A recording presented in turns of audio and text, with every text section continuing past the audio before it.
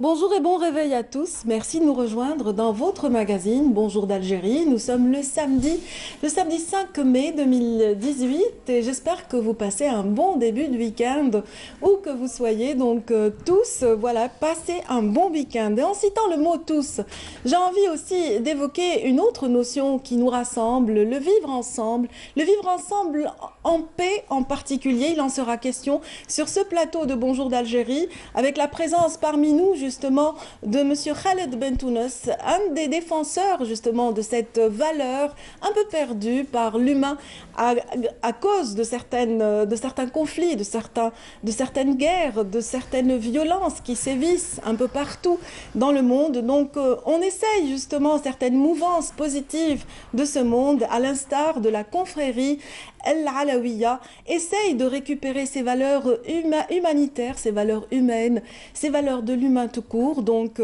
ces valeurs qui sont défendues aussi par notre religion, l'islam. Nous verrons un petit peu le combat de cette confrérie et de ses adeptes et de tous les amoureux de la paix à travers justement le couronnement de tout un effort, une journée consacrée entièrement au vivre ensemble en paix. Voilà un petit peu le plateau principal de cette matinée où l'on parlera également d'autres événements, un événement aussi qui touche de très près l'esprit. Il s'agit d'encourager la lecture et à cet effet, nous recevons une dame qui fait partie d'une petite locomotive qui s'installe du côté de Baba Hassan à l'effet d'encourager les plus jeunes à la lecture. Donc un atelier un atelier de lecture. On en parlera tout à l'heure avec Lila Radi, qui, elle, gère ce club de lecture du côté de Baba Hassan. Et puis, nous parlerons aussi d'une autre nourriture de l'esprit, à savoir, justement, les études. Les études, justement, qui, elles aussi, contribuent à l'éveil, je dirais aussi, à chasser toutes les idées obscurantistes, toute ambiguïté. Et bien, les études, voilà, au niveau scolaire, justement, secondaire et les collégiens également vont vivre des moments difficiles prochainement. Les examens approchent, les fins de ces deux cycles approchent. Donc, tout le monde se déploie, la préparation, les préparatifs donc vont bon train. Mais certains mécanismes sont mis en place à l'effet d'aider, d'encourager les élèves qui sont en classe d'examen, à l'instar du coach que nous allons recevoir aujourd'hui, en l'occurrence Zakaria Bourara. Il viendra nous parler de son expérience. Il se dévoue complètement à l'aide psychologique des jeunes bacheliers, des futurs bacheliers, je dirais. Et nous verrons un petit peu les outils qu'il met au service des élèves à cet effet. Ce matin, nous parlerons aussi de sport avec justement Hakim Keshoul qui sera parmi nous tout à l'heure pour nous donner le meilleur de l'actualité sportive. Maya Amrani aussi, comme d'accoutumé, sera à nos côtés pour nous parler de beauté et de bien-être. Aujourd'hui, elle reçoit un talentueux styliste. Il s'agit de Yazid Neit Hamoud. Il sera à ses côtés également et il nous parlera un petit peu de son regard créé, de ses créations. Voilà. Pour ce qui est un petit peu de Maya, et puis ce matin, nous continuerons de parler d'art avec ce festival. Bien sûr, Alger vit au rythme de la musique depuis quelques jours déjà, depuis le début de ce mois de mai. Et nous allons justement revenir sur la 19e édition du Festival culturel européen. Donc aujourd'hui, nous recevons sur le plateau de Bonjour d'Algérie les ambassadeurs de l'Allemagne et de l'Espagne. On va un petit peu parler d'un concert ciné et aussi de flamenco dans un petit moment. Voilà un petit peu un résumé de la composante de la matinale d'aujourd'hui. Tout de suite, voici la météo, les nouvelles du ciel, avant de déployer un petit peu et de développer toutes ces thématiques.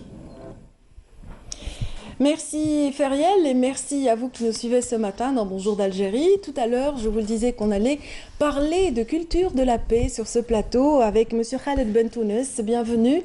Vous êtes le président de la Fondation Al-Alawiya. Vous êtes le guide spirituel donc de cette confrérie soufie qu'on appelle Al-Alawiya depuis de nombreuses années. Effectivement, depuis 1975, ça fait déjà Oui, 48 ans. vous étiez encore jeune à ce moment-là, hein? Oui, tout à fait. C'est vrai que c'est un... Quand je revois le temps et tout ce qui a été fait depuis cette époque jusqu'à aujourd'hui et tout ce qu'a traversé le pays nous a apporté quelque part cette expérience que le chemin de la paix était le meilleur des chemins à suivre. Absolument. Non seulement que c'est un chemin au niveau de la réalisation de soi, parce que la paix commence d'abord par soi-même, Oui. mais aussi autour de soi, dans l'environnement dans lequel on vit, que ce soit un environnement familial, que ce soit un environnement religieux, que ce soit un environnement international. Oui, c'est vrai que M. Bentounes, vous citiez à l'instant des moments tragiques vécus par notre pays, ces moments qui ont conduit justement à une mouvance intégriste des plus féroces, et qui ont conduit carrément à une guerre qui a duré plusieurs années, à beaucoup de violences, et certainement que ces violences sont le résultat d'une ignorance quelque part, d'une méconnaissance de la religion. Et elles sont le résultat d'une ignorance, mais aussi d'un manque d'investissement de notre part. Oui. Parce que pour nous, la paix signifie seulement l'absence de guerre ou de conflit. Alors que la paix, c'est une énergie. Oui. Une énergie positive qui se traduit à travers l'économie, à travers le social, dans la famille, entre hommes et femmes, dans le couple. Donc le vivre ensemble en paix, c'est le vivre ensemble, nous sommes condamnés à vivre ensemble. Nous ne pouvons pas faire autrement. Les êtres humains sont été... L'être humain est un être social. Sociaux. Voilà. Donc, mais comment le choix? C'est de faire le choix et de décider que ma vie va construire sur des bases de paix, d'entente, de dialogue et de vivre ensemble partagé. Parce que l'autre est notre miroir. Tout à fait. Et c'est vrai que les adeptes de la confrérie Al-Alaouia ont choisi ce combat, cette voie vers la tolérance depuis beaucoup d'années. Également, toutes les personnes qui étaient à vos côtés, parce que vous avez été parmi les membres fondateurs du Conseil du culte musulman en France, et qui aussi a tenté justement de renverser la vapeur pendant que les médias diffusaient des images un peu négatives de notre islam et de notre religion. Alors, c'est vrai qu'aujourd'hui, l'image de l'islam à travers le monde est une islam qui est négatif, est une image qui est négative. Et il y a de quoi, il faut le dire. Aujourd'hui, dans ce qui se passe dans le monde, nous avons des pays entiers qui disparaissent, oui. des peuples qui errent sur la terre. La Syrie, l'Irak, le Yémen, le Sahel africain, nos voisins et nos frères libyens. Donc nous sommes dans une situation où le monde musulman est dans une espèce de tempête, dans une tourmente. Et comment pouvons-nous sortir de ça? Et c'est pour ça que ce projet de la Journée internationale du vivre ensemble en paix, nous souhaiterions là où il est né, dans ce pays, dans cette Algérie qui nous est chère, que nous prenons conscience que la paix, elle a une valeur inestimable. Par quoi la remplacer? Si un peuple perd cette notion du vivre ensemble en paix, c'est une déchirure, c'est une fracture de la société. C'est le chacun pour soi, c'est l'égoïsme, c'est l'hypocrisie, c'est agir dans un sens pour nous autodétruire de notre propre intériorité. Donc, c'est pour ça que je fais appel à chaque Algérien, à chaque Algérienne, et notamment les femmes principalement. Pourquoi? Parce que la Journée internationale du vivre ensemble en paix est née à l'occasion du Congrès international du féminin Parole aux femmes qui s'est tenu à Oran en octobre 2014. 2014, c'était une grande réunion. Les femmes ont afflué de partout. C'était une réunion saluée par toutes les femmes.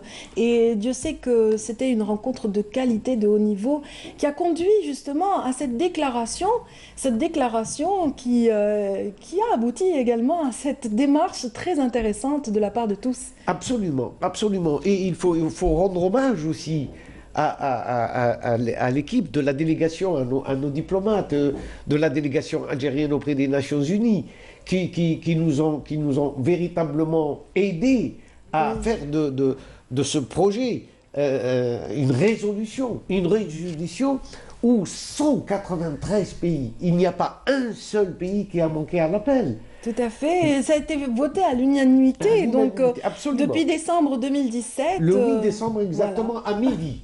À midi, donc là, voilà. précis.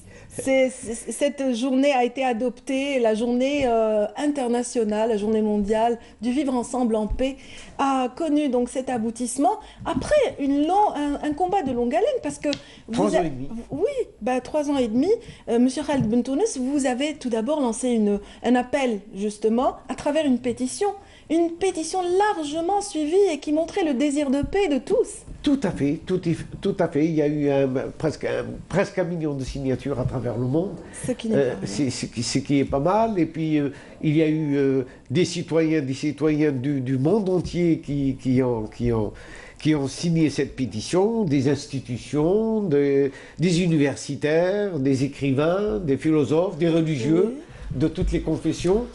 Donc, c'est pour ça que ce 16 mai, ce mercredi 16 mai doit être pour nous pas seulement une fête, mais le départ, parce qu'elle va revenir chaque année. Et nous devons prendre rendez-vous avec le temps. Comment allons-nous évoluer en une année? Comment allons-nous construire cette société du vivre ensemble en paix?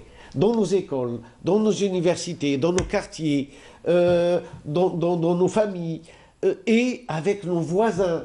Parce que nous ne vivons pas tous seuls dans le monde, nous échangeons avec les uns et les autres. Comment concevoir un monde où le vivre ensemble et la culture de paix devient la base sur laquelle on construit la société? Oui, elle devient la base pour la société, mais aussi, comme vous parliez de voisinage, de pays limitrophes et tout ça, il y a énormément d'échanges plutôt de mouvements migratoires qui sont vraiment, qui réclament cette notion justement de vivre ensemble et de respect de l'autre, respect de l'humain, respect de ce frère qui vient d'ailleurs et qui traverse notre pays et qui traverse d'autres pays par la suite. Donc c'est vrai que cette notion, non seulement elle est une base dans la société, mais aussi par rapport à l'humain de manière générale. C'est-à-dire, ça donne le sens à l'humanité. L'humanité est comme un corps dont chaque nation, chaque peuple est un membre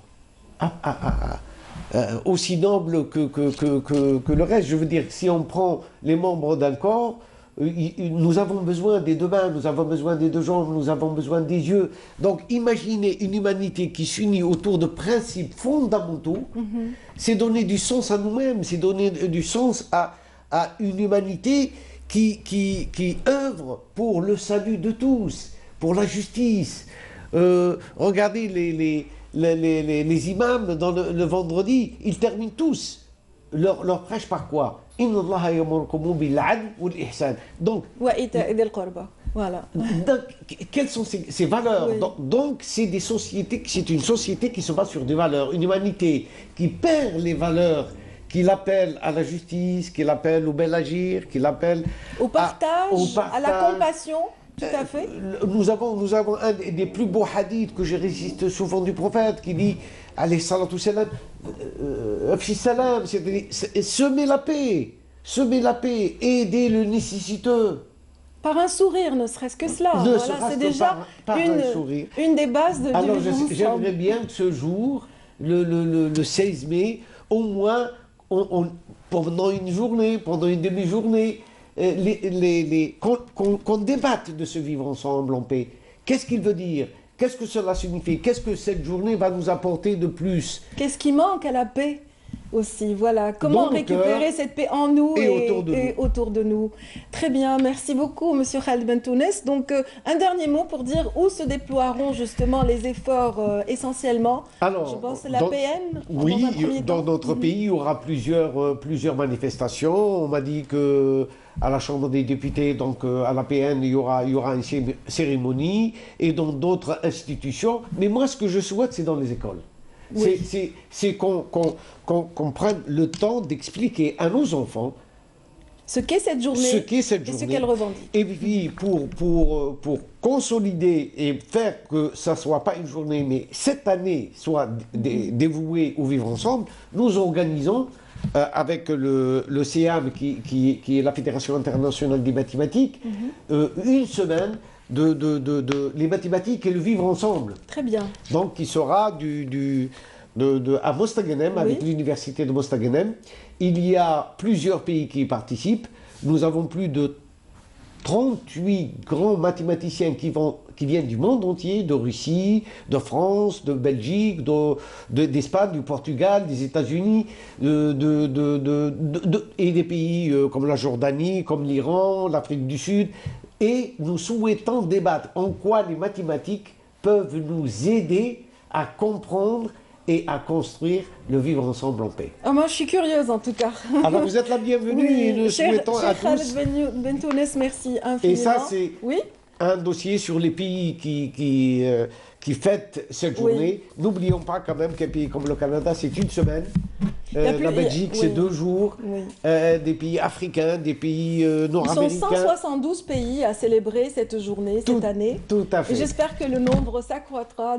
Et ça, c'est avec l'UNESCO, donc il vient de sortir. Il est sorti hier, il est tout frais. C'est les fondements de la culture de paix. Il est disponible sur Internet, il est gratuit. Donc vous allez sur le site de l'UNESCO Algérie et vous allez pouvoir s'abreuver de la culture, de la paix et du vivre ensemble. Merci, merci Rabia, merci Cheikh Khaled Bentounes. Bon vent, parce que je sais qu'une grande tournée vous attend à travers le monde. Tout à fait.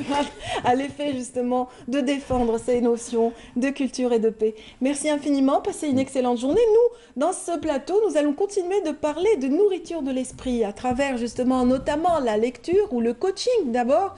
Tout de suite, on va un petit peu inviter un coach à nous rejoindre qui lui apporte toute son aide aux élèves, surtout ceux qui sont en classe d'examen. Donc